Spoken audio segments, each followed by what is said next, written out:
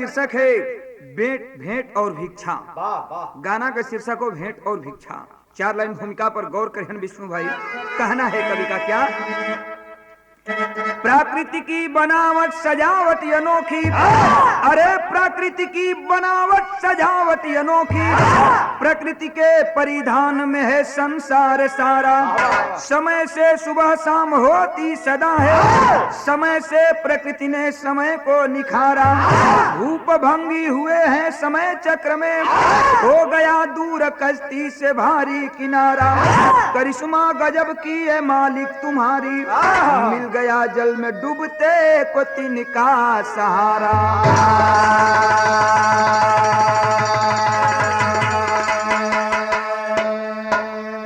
यही लाइन पर पूरा कहानी लिखल गई बा कि मिलता है डूबते को तिनका सहारा। मगर यहाँ एक लाइन कव्वाली का टुकड़ा दिखल गई, गजल का लाइन बा भैया। बाबा फिल्म का नाम राजा हिंदुस्तानी, वो है गजल के टुकड़ा बका और बढ़ के दाम।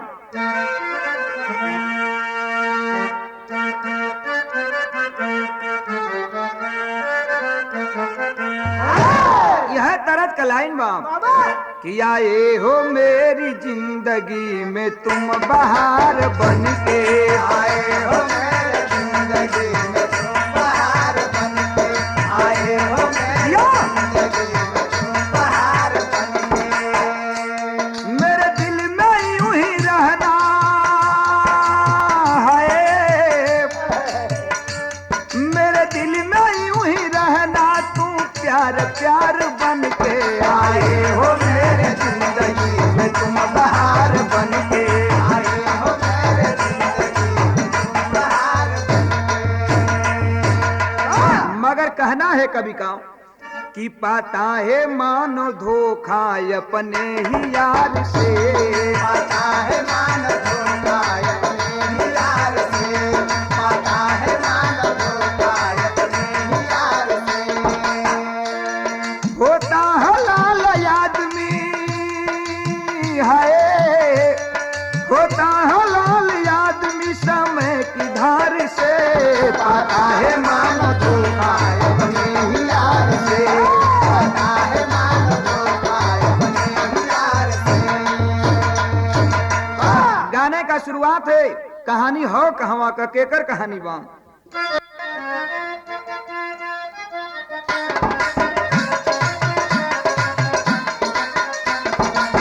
सजा है प्रांतीय संप्राकृतिक सुषमा से, छटाय अनोखी है अलंकृत आज उपमा से,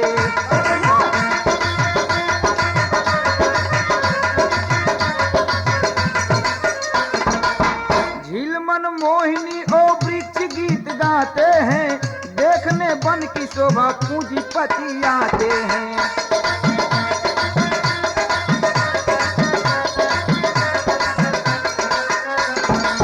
शहर बिजवाड़ा से रजवाड़ा दो प्रस्थान किए, चलू पर कमैछा दिल में वो दो ठान लिए,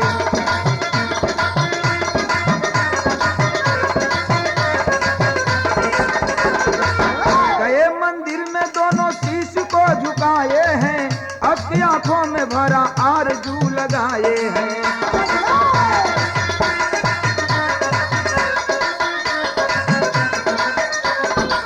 गोद खाली है आज भर दे यही इच्छा है, पूजा दे मन की कामना झोली डाल भिक्षा है,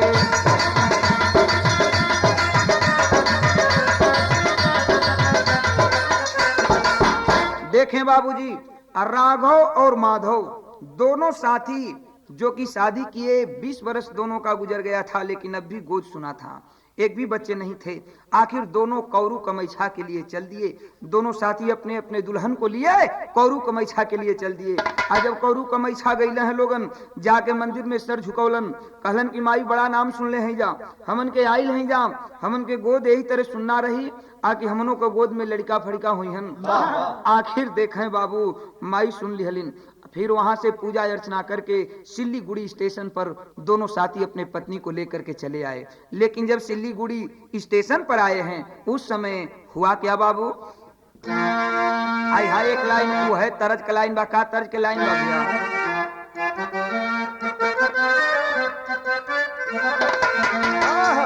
तर्जवा का लाइन बाप कि हरि मोर कुंवरा कन्हैया, अरे हरि मोर कुंवरा कन्हैया बजावे बंसुरिया बजाए के, हरि मोर कुंवरा कन्हैया बजावे बंसुरिया बजाए के, हरि मोर कुंवरा कन्हैया बजावे बंसुरिया बजाए के,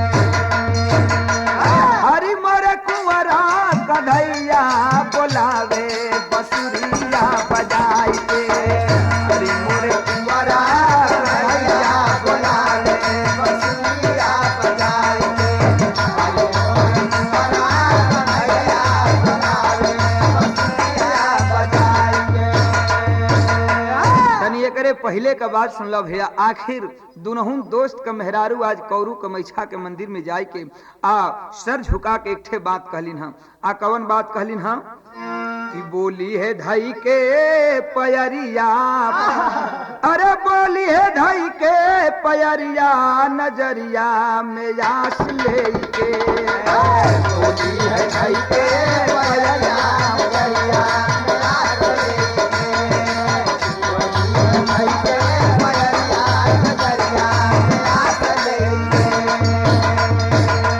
महिमा अपार माई सुनिला तोहार हो, महिमा अपार माई सुनिला तोहार हो, महिमा अपार माई सुनिला तोहार हो, गोदिया भरल नाही अब तक हमार हो, गोदिया भरल नाही अब तक हमार हो, गोदिया भरल नाही अब तक हमार हो, भर देव फूल से चरिया, भर देव फूल से चरिया नजरिया में आस ले के, भर देव फूल से चरिया नजरिया में आस ले के, भर देव फूल से चरिया नजरिया में आस ले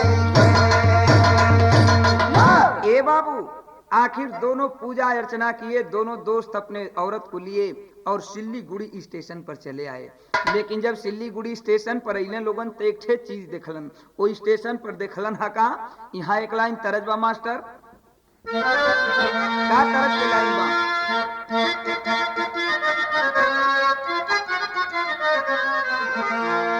यह तरज का लाइन बा कि अरे जहिया से देखली गोरी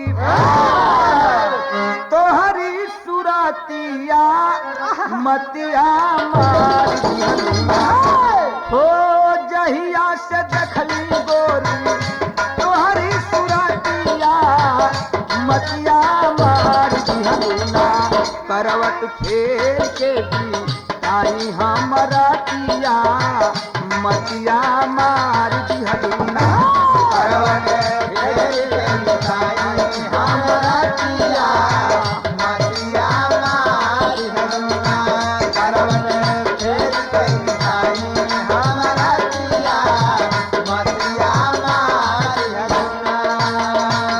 मगर देखें बाबू, जब सिल्लीगुड़ी स्टेशन पर अइलन हम, वो दोनों दोस्त देखत हवन कि एक भिखारी दू ठे लड़का लेके वो स्टेशन पर खड़ा हो। आखिर वो जा करके भिखारी के नजदीक दोनों गए और दोनों दोस्त जा करके पूरी हकीकत को पूछे। तो भिखारी बोला कि भैया अगर इन दोनों लड़कों को लेना चाहते हो तुम लोग तो ले लो, मैं इन दोनों लड़कों को बेचने के लिए तैयार हूँ। देखें बाबू, आखिर वो दोनों सेठ राघव और माधव दोनों दोस्त भिखारी के हाथ से दोनों बच्चों को खरीद लिए। आज जब दोनों लड़कवन के खरीद लिए लोगन, उस समय का बात मिलल का भैया कि बेचा है भिखारी अपने गोदी के ललानावा मनवा पागल भइले ना, हो बेचा है भिखारी अपने गोदी के ललानावा मनवा पागल भइले ना, रोवे नारी भैया आज दावा खानवा मनवा पागल भइले ना, रोवे नारी भैया आज दावा खानवा मनवा पागल भइले ना, रोवे नारी भैया आज दावा खानवा मनवा पागल भइले ना। बेटावा बेटवा के बेच दिया बाप नीर मोहिया। बेटवा के बेच दिया पानी रमोहिया, बेटवा के बेच दिया पानी रमोहिया। जाई के खरीद लाया गोरी के दवैया। जाई के खरीद लाया गोरी के दवैया, जाई के खरीद लाया गोरी के दवैया। ऊपर सूरज कहाँ, ऊपर सूरज कहाँ, दिखे नहीं जानवा, मनवा पागल भैले ना, रोवे नारी भैया आज दावा खानवा, मनवा पागल भैया रोवे नारी भैया आज दावा खानवा, मनवा पागल भैया, रोवे नारी भैया आज दावा खानवा, मनवा पागल भैया। इधर बाबू दोनों लड़कों को लेकर के सेठ फिर अपने घर पर चले आए, लेकिन समय गुजरता गया। उधर की बात जरा सुने। वो भिखारी की औरत हॉस्पिटल में भर्ती थी, अस्पताल में भर्ती रहलन, बीमारी हालत में रहलन। आखिर जब जाता है भिखारी दावा लेकर के अपनी दुल्हन को, दुल्हन रो करके पूछती है कि सैया मेरे दोनों बच्चे कहाँ हैं। देखें बाबू आखिर वो गद्दार भिखारी जो है बहाना बना दिया, अपनी औरत से बोला, क्या बोला कि सोच कर वापस लौटा, सोच कर वापस लौटा, गायब रहे कुमार। सुन बात पति की रोवे नारी छाती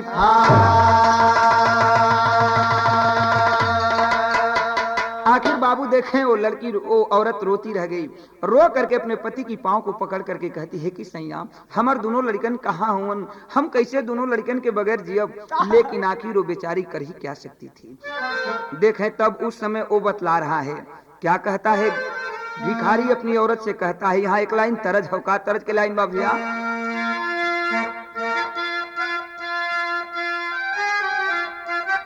वाह वाह, यह तरज का लाइन बाप कि हम तो से पूछिला, हम तो से पूछिला माली ना ये माली,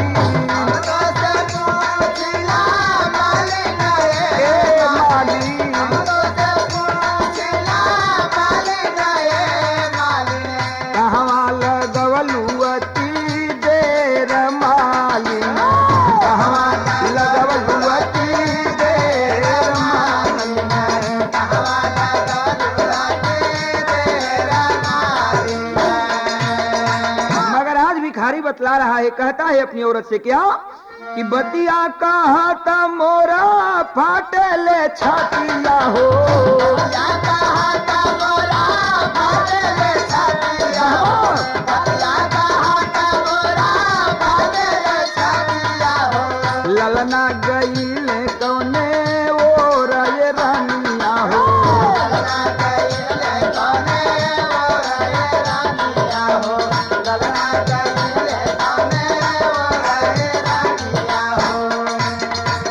क्या करूं। दोनों बच्चों को स्टेशन पर सुला करके मैं शौचालय में पेशाब करने के वास्ते गया। तब तक जब आकर के देखा मेरे दोनों बच्चे नहीं थे। आखिर वो भिखारी बहाना बना दिया, कह रहा है क्या कि वही स्टेशनवा पर दिहली सुलाई रामा, वही स्टेशनवा पर दिहली सुलाई रामा, वही स्टेशनवा पर दिहली सुलाई रामा। बचवन के पापी ले गई चुराई रामा, बचवन के पापी ले गई चुराई रामा, बचवन के पापी ले गई चुराई रामा। आइल विपतिया घना घोर ये रानिया हो, आइल विपतिया घना घोर ये रानिया हो, आइल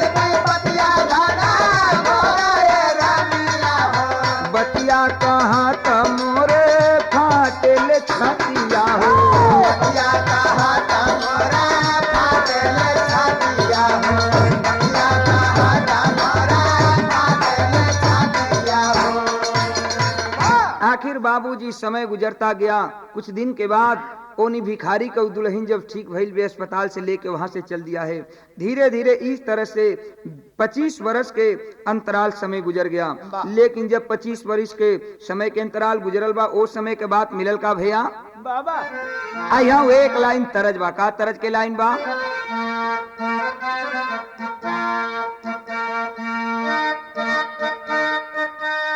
बाबा यह तरज का लाइन बा कि पातर राम के पातरा ही राम के पातारा करिया रामा पातारा ही राम के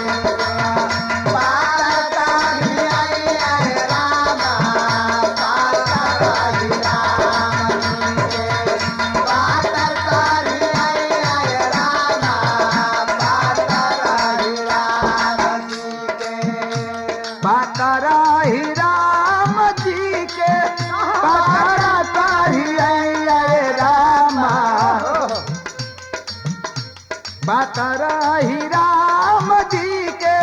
पातारा करिया रामा नानावे के टूटल नाही जुड़ल करिया रामा नानावे के टूटल नाही जुड़ल करिया रामा नानावे के टूटल नाही। आई देखा 25 वर्ष गुजर गई। ई जवन दोनों सेठ राघव और माधव जब दोनों लड़कन के अपने यहाँ ले कैलन हीरा मोती नाव रखलन। हीरा मोती धीरे धीरे जवान हो गए बाबूजी।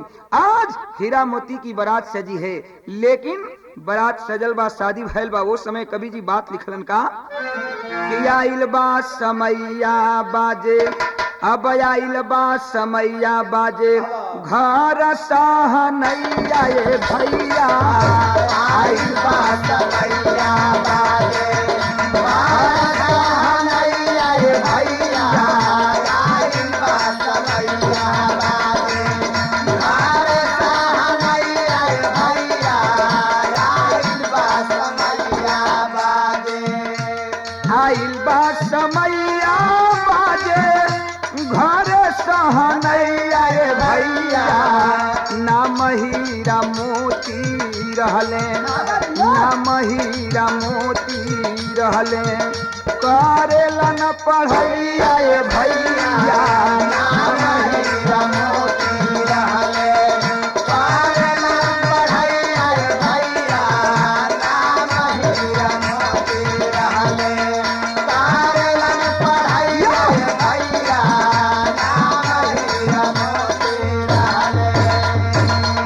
आखिर बाबूजी दोनों की दुल्हन आई है। एक की नाम है सीता और एक की नाम है उर्मिला। आखिर दोनों दुल्हन आ करके घर में हीरा मोती की सेवा कर रही हैं। लेकिन समय गुजरता गया। नतीजा निकला क्या बाबूजी? तेरी का बात बढ़ के दा कि अरे हिया को देती चीर कल्पना। कनी और बढ़ के दा भैया हिया को देती चीर कल्पना व्याकुल रहा पपीहा पाया स्वाति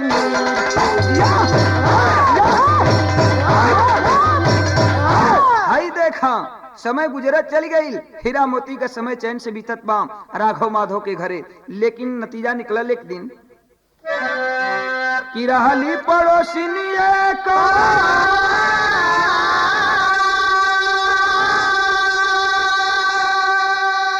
अरे बगल मकानावा में तनवा सुनाई तब बरसे नजरिया गोदिया में नहीं होई तोहरो लाला नावा हो बाजा बाटे बापा तोर बजिनी बे मतरिया तारा के चोराई लेके तोरा के चोराई के ले अइले भवानावा में इतना सुनत कापे थर थर शरीरिया। आखिर आखिर बाबूजी बगल की पड़ोसिन एक दिन ताना दे देती है कि अरे हीरा मोती जाओ, तुम लोग भी उसी तरह रहोगे जिस तरह से तुम दोनों का बाप है।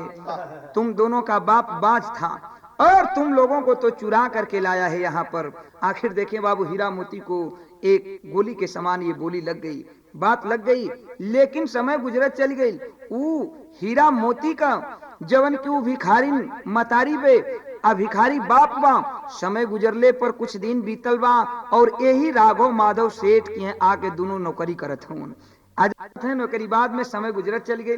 आज जब समय गुजरल बा बाबूजी देखें, एक रोज वो भिखारनी बीमार पड़ती है, भिखारी की औरत बीमार पड़ती है, उसे अस्पताल में खून की जरूरत पड़ी। हीरा मोती को जब पता चला है कि हम लोगों की जो भिखारी की औरत है बीमार पड़ी है, अस्पताल में जाते हैं, ब्लड जो है मिलाया गया, आखिर ब्लड नहीं मिला। आज जब ब्लड किसी की नहीं मिला बाबू, हीरा मोती अपना ब्लड देते हैं, हीरा मोती का ब्लड मिल जाता है। आज जब हीरा मोती का ब्लड मिलल बा, ओ समय हीरा मोती कैलन है का यहाँ एक लाइन तरज बा,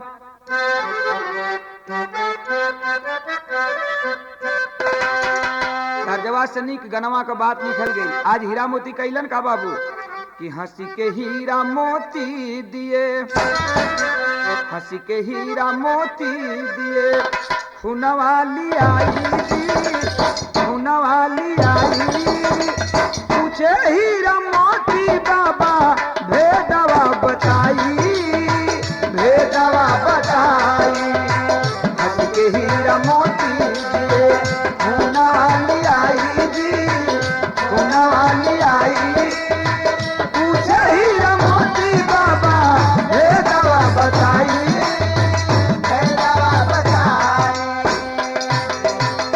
आखिर बाबू दोनों हीरा मोती रोवत हूँ, बाबा आखिर बात का बा भेद बतावा। बाबू देखें, आज वो औरत को जब होश हुआ है, औरत रो करके कहती है कि बेटा तुम लोग ही जैसा आज मेरा बेटा अगर कहीं भी जिंदा होंगे दोनों, तो तुम लोग ही जैसे होंगे, तुम लोग ही जैसे होंगे बेटा। मेरे बेटे के सीने पर एक चीज का निशान था।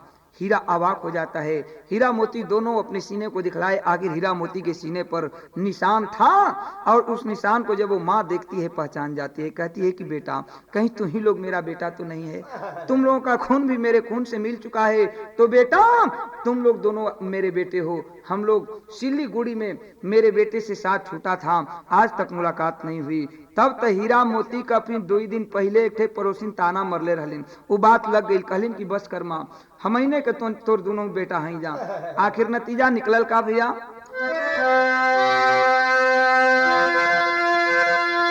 कहना है कि रहले सूरज चांद सितारा हमरे जीवन के, अरे रहले सूरज चांद सितारा हमरे जीवन के, सिलीगुड़ी से गायब हुए दुलारा हमरे जीवन के।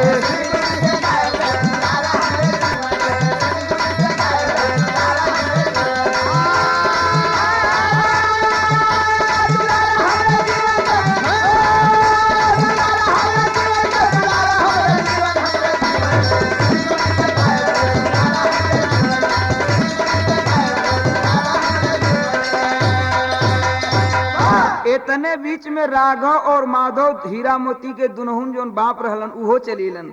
आज जब अलन हाँ आगे अपनी बेटोन के और उन्हें भिखारिन का बात सुनने लगलन, तब नतीजा निकलल का भैया कि सुन रहे थे राघव माधव उन दोनों की बातें हो, राघव माधव लेके अलन नारी अपने साथे हो, बनल काम जीवन के जीन बिगाड़ा हमारे जीवन के, अरे बनल काम जीवन के जीन बिगाड़ा हमारे जीवन के, सिलीगुड़ी से गायब हुए दुलारा हमारे जीवन के।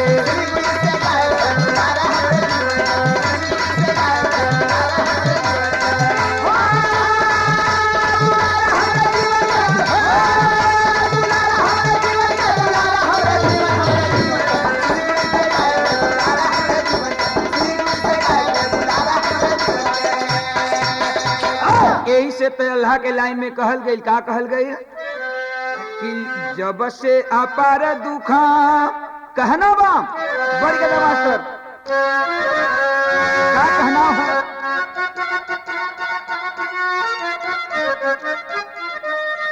अरे जब से अपार दुखा होला दुनिया में ये भैया, जब से अपार दुखा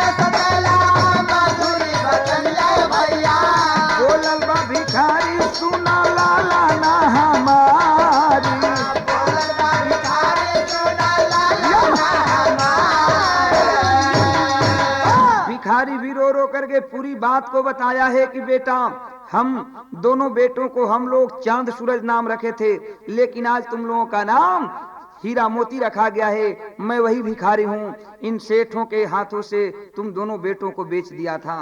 अब बेच दिया था तो कहना है कवि का, अरे करता जननी के चरणवा, करता जननी के चरणवा, जीवन के बंदगी बरसे खुशी में नया नवा, जीवन के बंदगी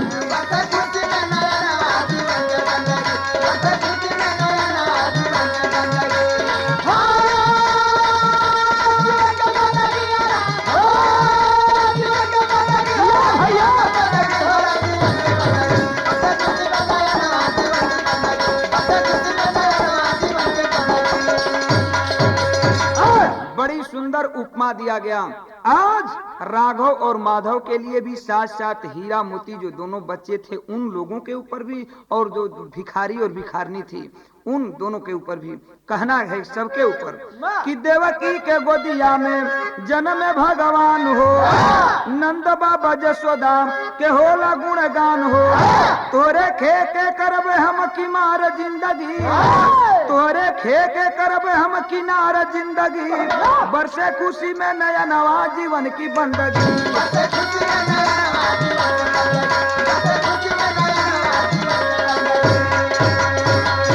जय जखाड़ कवि को कहना पड़ा, जय जखाड़ गुरु जद्दू लौटन परसीदन स्वर्ग सिधारे, श्री नारायण विष्णु बाबा शारद के बने सहारे, अरे हिया को देती चीर कल्पना, अब हिया को देती चीर कल्पना, महेंद्र ओम प्रकाश के बुझे न कोई पीर, हिया को देती चीर कल्पना।